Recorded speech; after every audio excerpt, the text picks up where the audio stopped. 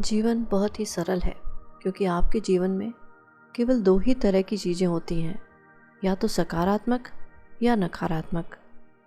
आपके जीवन का हर क्षेत्र, चाहे आपका स्वास्थ्य हो, आर्थिक स्थिति हो, लोगों से संबंध हो, कोई काम धंधा हो या सुख शांति हो, आपके लिए या तो सकारात्मक है या फिर नकारात्मक।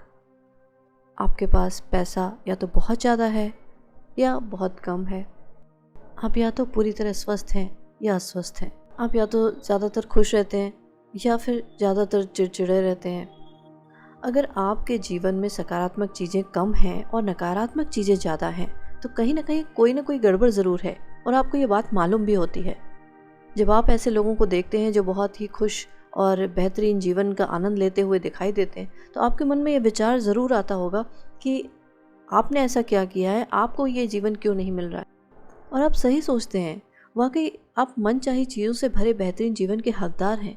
बेहतरीन जीवन जीने वाले अधिकांश लोगों को ये मालूम ही नहीं होता कि इसे पाने के लिए उन्होंने किया क्या है, लेकिन कुछ तो ज़रूर किया होगा।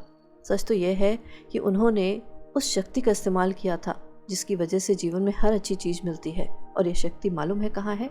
आपके भीतर। आपके भीतर ही वह शक्ति है। जिस भी व्यक्ति का जीवन बेहतरीन है, उसने इसे हासिल करने के लिए प्रेम की शक्ति का इस्तेमाल किया है। प्रेम ही वह शक्ति है जिसकी वजह से आपको जीवन की सभी सकारात्मक और अच्छी चीज़ें मिलती हैं। हमारे हर धर्म ने प्रेम को ऊंचा दर्जा दिया है। हर महान चिंतक, दार्शनिक, धर्मगुरु और लीडर ने इसकी महिमा का बखान किया है। लेकिन हम में से अधिकांश लोग उनकी गूढ़ बातों के पीछे छिपे वास्तविक अर्थ कुछ समझ ही नहीं पाए।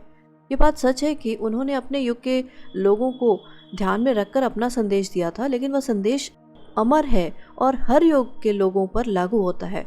उनका संदेश आज के संसार में भी सच है, प्रासंगिक है।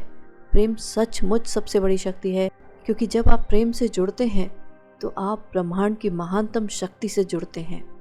यह प्रेम की शक्ति अदृश्य होने के बावजूद वायु या जल जितना ही वास्तविक है। यह एक सक्रिय, जीवंत और गतिशील शक्ति है। समुद्र की तरह ही प्रेम भी लहरों और धाराओं में चलता है।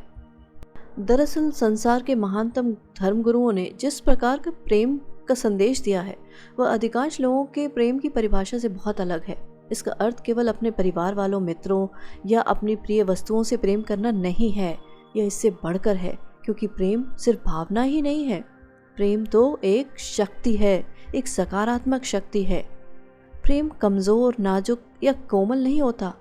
प्रेम तो जीवन की सकारात्मक शक्ति है। प्रेम ही हर सकारात्मक और अच्छी चीज़ों की बुनियादी वजह है। जीवन में सैकड़ों अलग अलग सकारात्मक शक्तियाँ नहीं हैं, सिर्फ एक ही शक्ति है और वह है प्रेम।